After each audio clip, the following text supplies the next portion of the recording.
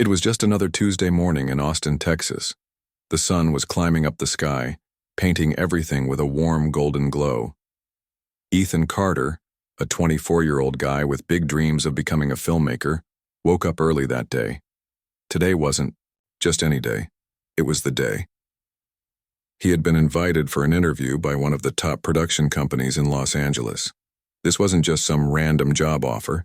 It was his chance to step into the world of filmmaking, the place where he'd always wanted to be. Ethan had spent weeks preparing for this moment. From rehearsing answers to potential questions to making sure his laptop and internet connection were working perfectly, he left nothing to chance. He even laid out his best shirt the night before so he wouldn't waste time deciding what to wear. As he sipped his coffee while driving through the quiet streets of Austin, he felt both excited and nervous. His heart raced as he thought about all the possibilities ahead. But life has a funny way of throwing curveballs when you least expect them. As Ethan drove along a quieter stretch of road, something caught his eye. At first, he wasn't sure what. It was a blur of movement near the shoulder. Then he saw it clearly. A car parked haphazardly on the side of the road, smoke rising steadily from under its hood. Standing beside it was a woman, looking completely lost and overwhelmed. She kept glancing at her phone, shaking it as if willing it to work. But there was no signal here. Her face said it all. She was stuck, alone, and desperate for help. Ethan hesitated for a second. He glanced at the clock on his dashboard. If he stopped now, he'd risk being late for his virtual interview, the very thing he'd worked so hard for. But then again, how could he drive past someone clearly in need?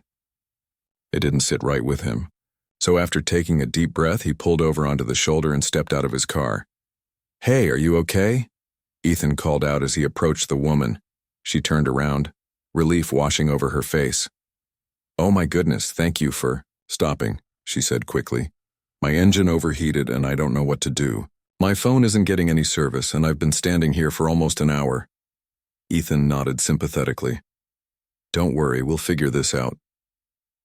Without wasting another second, he grabbed the fire extinguisher from his trunk, just in case things got worse. Thankfully, the smoke seemed more like steam than anything dangerous. After popping open the hood carefully, he assessed the damage. While Ethan wasn't exactly a mechanic, he knew enough to realize the problem was serious. There was no quick fix here. "I think we should move your car off the road," Ethan suggested. "It's not safe having it here, especially with traffic picking up." Together, they managed to push the heavy vehicle further away from the lane, ensuring it wouldn't cause any accidents. By this point, Ethan had already missed several precious minutes. Still, he couldn't leave her stranded. He called a local towing service using his own phone and stayed with her until they arrived. They chatted casually during the wait, about her plans, she was visiting her sick mother, about the weather, and even about movies. Somehow, despite the stress of the situation, the conversation flowed easily. When the tow truck finally showed up, Ethan helped explain the issue to the driver and made sure everything was set. Only then did he glance at his watch. His stomach sank. He was going to miss the start of his interview. There was no way he could make it back home in time. The woman noticed his worried expression. "Is everything all right?" she asked gently. Ethan forced a smile. "Yeah, it's fine, just I had an important meeting today." Her eyes widened. "Oh no, did I make you late? I'm so sorry." He shook his head. "No, don't apologize. You needed help and I'm glad I could assist. It's just bad timing, that's all." With a final wave, Ethan got back into his car and headed home. As he drove, he replayed the events in his mind. Sure, he'd missed the interview, but he'd done the right thing. Helping someone in trouble felt good, even if it came at a cost. Little did Ethan know this small decision would lead to something far greater than he ever imagined. The next morning, Ethan woke up feeling a mix of emotions. The call from Chuck Norris still felt like a dream, something too incredible to be real. He kept replaying the conversation in his head, trying to make sense of it all. But as he went about his usual routine, sipping coffee and scrolling through his phone, something caught his attention. There was a knock at the door. Ethan frowned. Nobody ever showed up unannounced at his apartment. Curious, he opened the door, and standing on his doorstep was a delivery person holding a small package. It wasn't anything fancy, just a plain brown box with a handwritten label. Still, Ethan's heart skipped a beat. Who could this be from? He signed for the package and brought it inside, setting it down on his cluttered kitchen table. For a moment he hesitated, staring at it like it might explode. Finally, curiosity got the better of him, and he tore open the box. Inside, he found two things: a pair of plane tickets to Los Angeles and a neatly folded letter. With trembling hands, Ethan unfolded the letter. At the top, written in bold, unmistakable handwriting, were the words, "Dear Ethan." His breath hitched. This was definitely from Chuck Norris. As he read the letter, his eyes widened with every sentence. Norris wrote warmly, almost like an old friend catching up after years apart. He thanked Ethan again for his act of kindness and explained that sometimes life rewards people in unexpected ways. Then came the part that made Ethan's jaw drop. "Ethan, I believe opportunities come in many forms. You may have missed your interview yesterday, but I think this is your chance to explore something even bigger. Please join me in Los Angeles this weekend. I think we can find a way to help each other." Ethan read the line over and over, unable to believe what he was seeing. Was Chuck Norris really inviting him to LA? And not just as a casual guest, to work together? It sounded insane, like something out of a movie. Yet here it was, written in black and white, signed by one of the most legendary figures in Hollywood history. For a while, Ethan just sat there, staring at the letter and the plane tickets. His mind raced with questions. What did Norris mean by help each other? What kind of opportunity was this? Part of him wanted to pinch himself again just to confirm he wasn't dreaming. But deep down, he knew this was real. This was happening. By the time Friday rolled around, Ethan had packed his bags and was pacing nervously outside the airport terminal. He couldn't shake the feeling that he didn't belong here, that he was some ordinary guy walking into a world he didn't understand. What if he messed this up? What if Norris realized he'd made a mistake inviting him? But when Ethan stepped off the plane in Los Angeles, those fears melted away, at least for a moment. Standing near the baggage claim area, wearing a cowboy hat and a warm smile, was Chuck Norris himself. Ethan froze, unsure whether to approach or wait to be noticed. Before he could decide, Norris spotted him and waved enthusiastically. "There he is," Norris called out, striding forward with an energy that seemed larger than life. "Ethan, right?" Ethan nodded, suddenly tongue-tied. Yes, sir. Thank you so much for, well, everything," Norris chuckled, clapping him on the shoulder. "None of that sir stuff, just call me Chuck. Come on, let's get you settled." Over the next hour, Ethan learned firsthand why Chuck Norris was so beloved. Despite his fame, Norris was down to earth, treating everyone he met with genuine respect and kindness. On the drive to his ranch nestled in the hills outside LA, Norris shared stories about his own journey, the struggles, the triumphs, and the lessons he'd learned along the way. Ethan listened intently, soaking up every word. When they arrived at the ranch, Ethan was blown away. The property was breathtaking, surrounded by rolling hills and sprawling greenery. There were horses grazing in the distance, a cozy cabin-style house, and even a private screening room. It was like stepping into another world, a peaceful escape from the chaos of city life. After giving Ethan a quick tour, Norris led him to the dining table, where a hearty meal awaited them. As they ate, Norris finally revealed why he'd invited Ethan to LA. "You know," Norris began, leaning back in his chair, "I've been working on a project for a while now, a documentary series about everyday heroes, people who do extraordinary things without expecting anything in return. It's something I'm really passionate about, but I haven't found the right person to bring it to life, until now." Ethan blinked, stunned. "Wait, are you saying—" "I want you to direct it," Norris finished, his expression serious but encouraging. "You've got the heart for it, Ethan. I saw that the moment I heard about what you did back in Austin. This isn't just about making a film. It's about telling stories that matter. Stories that inspire others to be better, to care more. And I think you're the perfect person for the job. Ethan stared at him, overwhelmed. Directing a documentary for Chuck Norris? It sounded impossible. What did he know about documentaries? Sure, he'd dreamed of being a filmmaker, but this was light years beyond anything he'd imagined for himself. He opened his mouth to protest, but Norris cut him off. "I know what you're thinking," Norris said with a knowing smile. "You're wondering if you're good enough. Let me tell you something. Doubt is natural. We all feel it. But talent isn't always about knowing everything up front. It's about learning, growing, and trusting yourself. I wouldn't have asked you if I didn't believe in you." Ethan swallowed hard, touched by the confidence Norris had in him. Slowly, a spark of excitement began to grow. Maybe this was his chance to prove himself, not just to Norris, but to himself. If he played his cards right, this could be the start of something amazing. That night, as Ethan lay in bed at the guest house on Norris's ranch, he couldn't sleep. His mind buzzed with ideas, possibilities, and yes, a healthy dose of fear. Could he really pull this off? What if he let Norris down? But beneath all the uncertainty was a flicker of hope, a belief that maybe, just maybe, he was exactly where he was meant to be. Little did Ethan know, this was only the beginning of an adventure that would test his limits, challenge his beliefs, and ultimately change his life forever. That evening, Ethan sat alone in his tiny apartment replaying the events of the day in his mind. He couldn't shake the feeling of disappointment that lingered like a cloud over him. Missing the interview had been tough. It wasn't just some ordinary opportunity. It was the kind of chance that could change everything for him. Yet at the same time, he felt a quiet sense of pride. He'd done the right thing by stopping to help someone in need.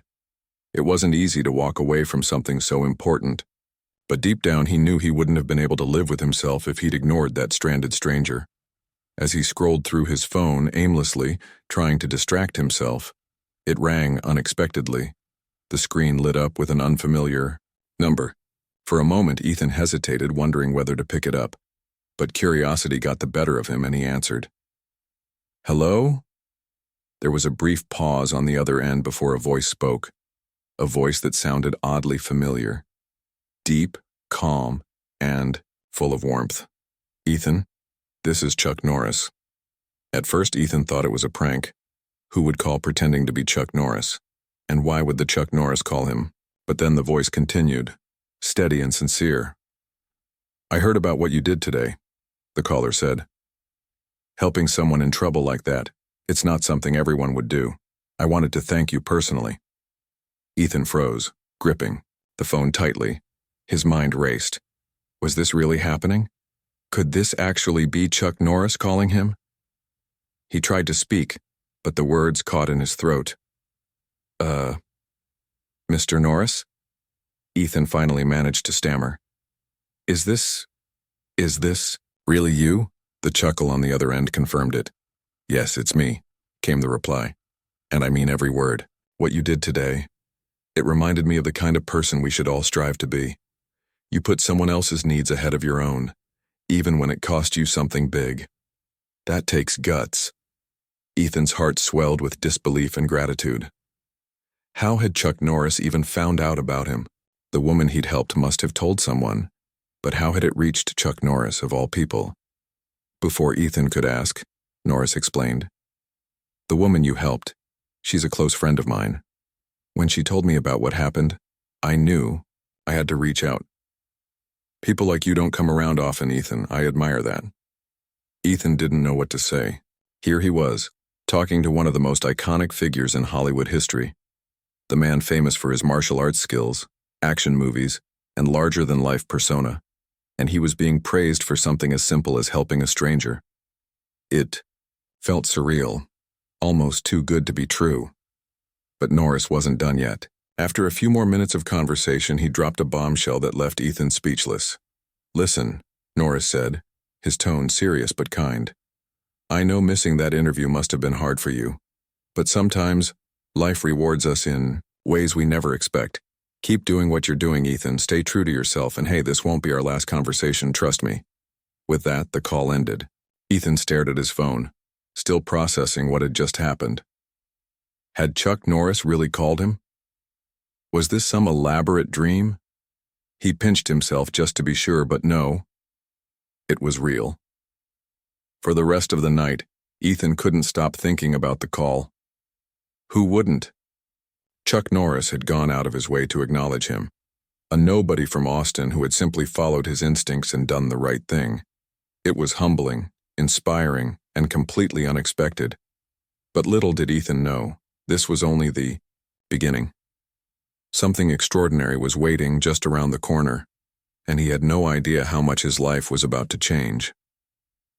Later that night, as Ethan lay in bed staring at the ceiling, he couldn't help but feel a flicker of hope. Maybe missing the interview wasn't such a bad thing after all. Sure, it had felt like the end of the world earlier, but now with those words from Chuck Norris echoing in his mind, Ethan began to wonder if fate had other plans for him. Plans bigger than he could ever imagine. Ethan's first few weeks working on the documentary series were a whirlwind of excitement, uncertainty, and hard work. At first, he felt completely out of his depth. Here he was, a young filmmaker with barely any professional experience, tasked with directing a project backed by none other than Chuck Norris. The pressure weighed heavily on him, but Norris wasn't the kind of person to let someone sink without throwing them a lifeline. From the very beginning, Norris made sure Ethan had everything he needed to succeed. He introduced him to a team of seasoned professionals, cinematographers, editors, sound engineers, and producers who became Ethan's support system. These weren't just random hires, they were people Norris trusted implicitly, individuals who shared his vision for telling impactful stories. For Ethan, it was like stepping into a masterclass in filmmaking. Every day brought new lessons, new challenges, and new opportunities to grow. The first leg of their journey took them across the country, visiting small towns and big cities alike. Their mission was simple yet profound. Find the unsung heroes, the everyday people doing extraordinary things, and share their stories with the world. It wasn't about flashy production or dramatic flair. It was about authenticity. They wanted viewers to feel like they were sitting face to face with these remarkable individuals, hearing their struggles, triumphs, and hopes firsthand. One of their earliest stops was in a rural community, hit hard by wildfires. The town had been devastated, entire neighborhoods reduced to ash. Yet amidst the ruins, there were glimmers of hope. A group of volunteer firefighters had stayed behind long, after official crews had left, working tirelessly to prevent further destruction. Many of them weren't even trained professionals. They were teachers, mechanics, and shopkeepers who'd dropped everything to protect their neighbors. Ethan spent hours interviewing these volunteers, listening intently as they recounted harrowing tales of running toward danger while others fled. One man, a farmer in his late 50s, stood out in particular.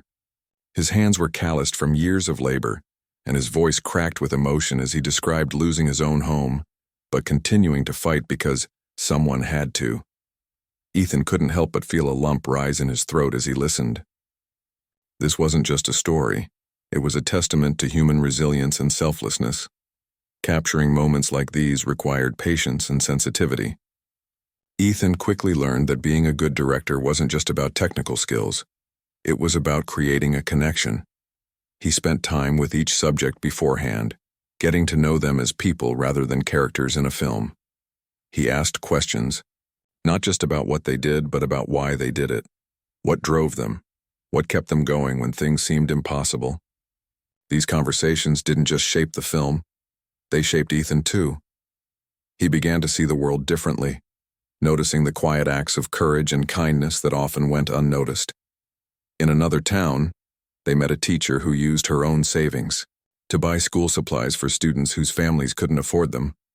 In a bustling city, they spoke with a homeless shelter volunteer who worked late into the night, ensuring everyone had a warm meal and a safe place to sleep. Each story added another layer to the tapestry of humanity they were weaving together. Of course, it wasn't all smooth sailing. There were days when equipment malfunctioned, weather turned against them, or interviews fell through at the last minute. On one occasion, Ethan accidentally left a crucial memory card containing hours of footage on a park bench. Panic set in as he retraced his steps, convinced he'd ruined an entire shoot. But luck was on his side. A passerby had found the card and handed it in at a nearby cafe. When Ethan retrieved it later that evening, relief washed over him like a tidal wave. Mistakes happened, Norris reminded him gently, but what mattered most was how you handled them. Through every challenge, Norris remained a steady presence. He wasn't just a producer or a mentor, he was a cheerleader, always ready with words of encouragement when Ethan doubted himself. During one particularly grueling editing session, Ethan grew frustrated with a scene that just didn't seem to flow right. No matter how many times he rearranged the clips or adjusted the audio levels, something felt off. "You're overthinking it," Norris said, leaning back in his chair and crossing his arms. "Sometimes the best moments are the ones that feel raw and unpolished. Don't try to force perfection, it'll come naturally if you trust your instincts." Ethan nodded slowly, letting those words sink in. He stepped away from the computer for a few minutes, clearing his head before returning with fresh eyes. Sure enough, Norris was right. By simplifying the sequence and focusing on the emotion behind the visuals, the scene came alive. It was a lesson Ethan wouldn't forget. Sometimes, less is more. As the weeks turned into months, Ethan noticed subtle changes in himself. He was no longer the same unsure guy who had hesitated outside the editing studio on that first day. He moved with confidence now, trusting his decisions and embracing the creative process. More importantly, he understood the responsibility that came with telling someone else's story. These weren't just narratives. They were lives, dreams, and sacrifices laid bare for the world to see. And Ethan knew it was his job to honor them. By the time they wrapped up filming, Ethan had grown in ways he never anticipated. He'd learned how to lead a team, how to navigate the complexities of storytelling, and how to push past self-doubt. But perhaps the biggest lesson was this: success wasn't measured by awards or accolades. It was measured by the impact you made on others. If even one person watched the documentary and felt inspired to be kinder, braver, or more compassionate, then Ethan's work was worth it. When they returned to Los Angeles to begin post-production, Ethan looked back on the journey with a mix of pride and gratitude. He'd started this project doubting whether he was capable of pulling it off. Now, standing in the editing room surrounded by footage of incredible people doing incredible things, he realized he'd done far more than just direct a film. He'd become part of something bigger, a movement to celebrate the goodness in humanity. And as he sat down to piece together the final cut of the series, Ethan knew one thing for certain: this was only the beginning. The days leading up to the premiere of the documentary series were a whirlwind of emotions for Ethan. On one hand, he was thrilled that the project was finally coming together. Every frame, every story, and every moment felt like a piece of his soul poured onto the screen. But on the other hand, doubt crept in like an unwelcome guest. What if people hated it? What if they thought it was boring or poorly made? The weight of expectations pressed down on him, especially knowing that Chuck Norris had put so much faith in him. Ethan spent hours pacing around the editing studio, tweaking tiny details that no one else might even notice. He replayed scenes over and over, second-guessing his choices. Was the music too loud here? Should this shot have been closer? Did the narration flow well enough? Each question gnawed at him, keeping him awake late into the night. He started to wonder if he'd bitten off more than he could chew. After all, this wasn't just any project, it was Chuck Norris's passion project. If it flopped, how could he ever face him? One evening, as Ethan sat slumped in a chair outside the studio, staring blankly at the stars above, Norris found him. It was clear from the look on Ethan's face that something was wrong. "Hey," Norris said softly, pulling up a chair beside him. "You've been quiet lately. Everything okay?" Ethan sighed, rubbing his temples. "I don't know, Chuck. I don't know if I can live up to this. What if I mess it up? What if people hate it?" Norris listened patiently, nodding as Ethan poured out his fears. When Ethan finally ran out of words, Norris leaned back in his chair, gazing at the sky thoughtfully.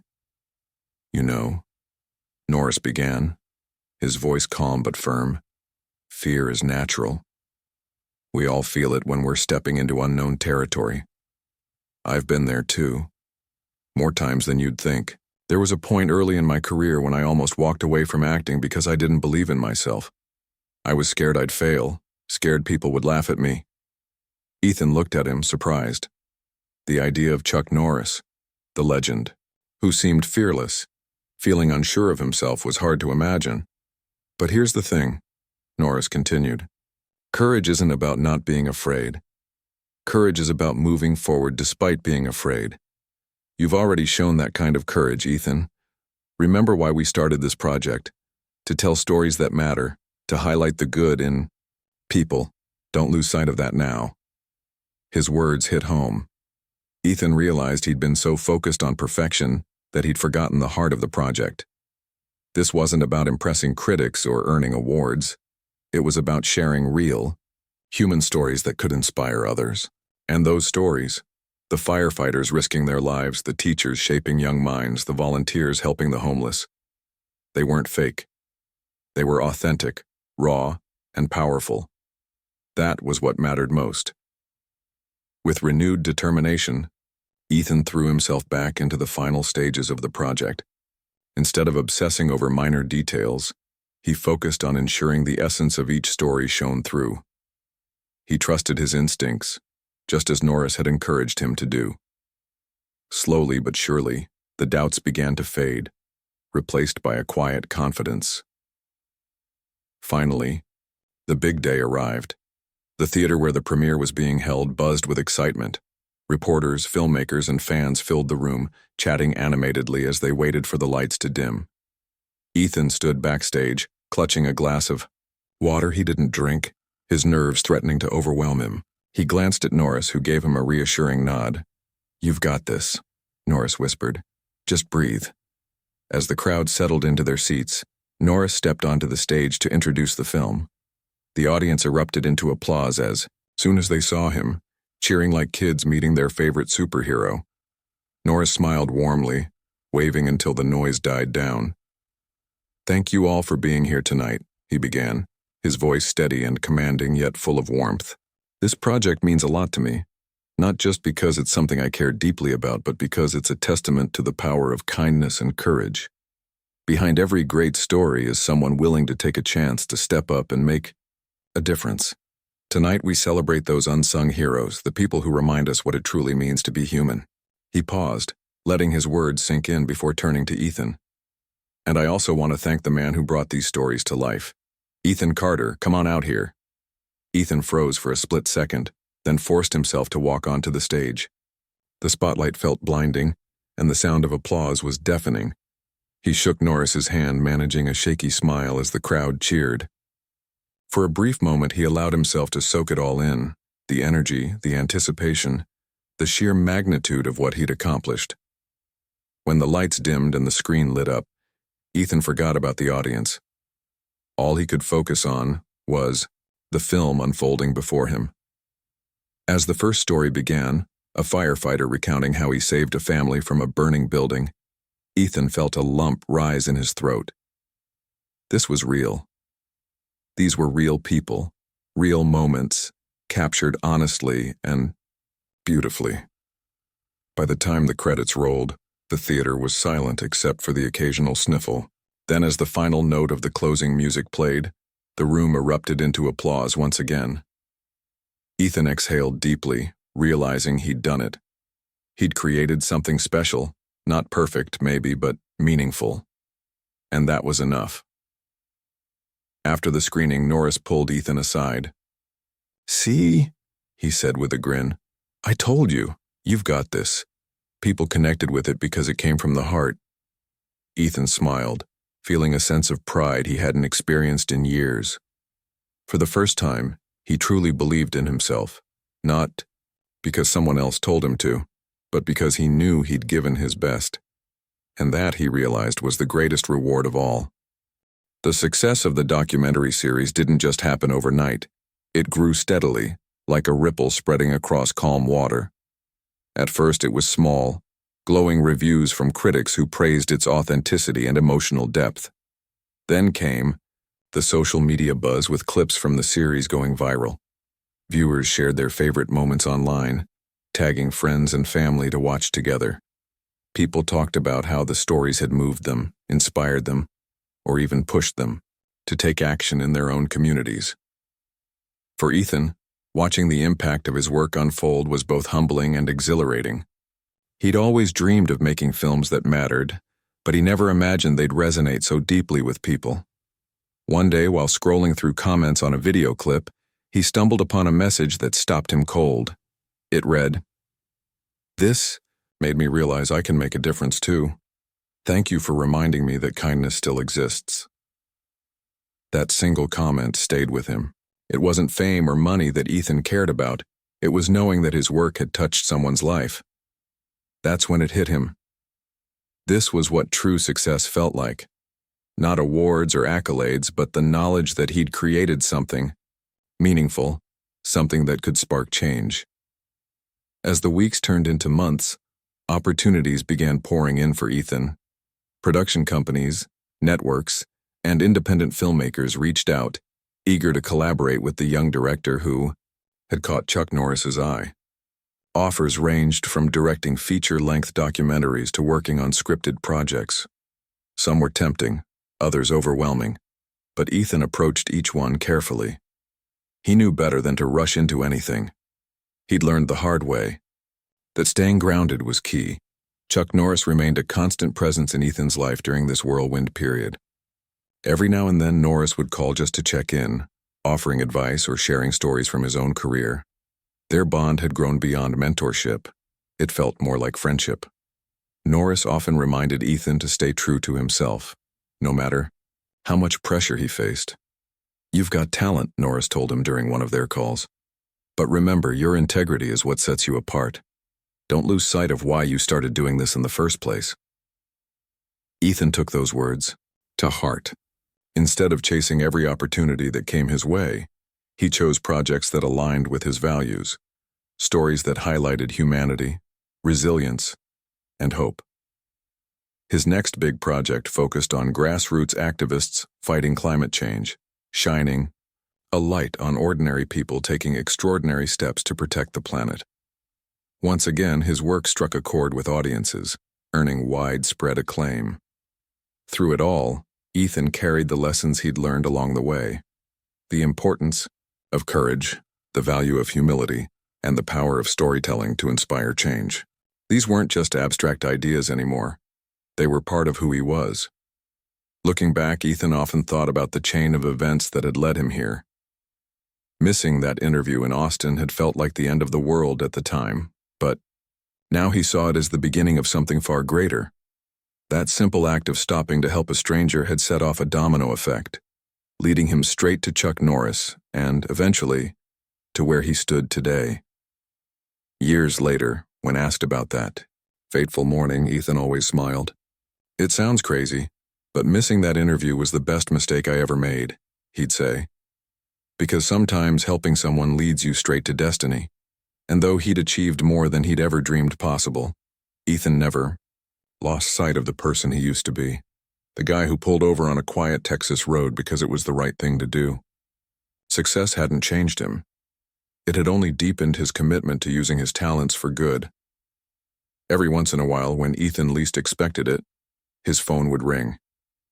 And on the other end would be the unmistakable voice of Chuck Norris, checking in to see how things were going. Sometimes they'd talk about work, other times about life. But no matter the topic, Norris always ended the call with the same piece of advice. "Keep telling those stories, Ethan. The world needs them." And Ethan always replied with a smile, "I will, Chuck. Thanks for believing in me." Life, Ethan realized, had a funny way of working things out. What seemed like setbacks often turned out to be blessings in disguise. All it took was a little faith, a lot of hard work, and the willingness to trust that good things come to those who are brave enough to follow their hearts. As he sat in his office one evening, Surrounded by notes and storyboards for his next project, Ethan felt grateful, not just for where he was, but for the journey that had brought him there. Helping a stranger had changed his life in ways he could never have predicted. And now, through his films, he hoped to inspire others to do the same. After all, kindness wasn't just an act, it was a ripple. And ripples, no matter how small, could grow into waves.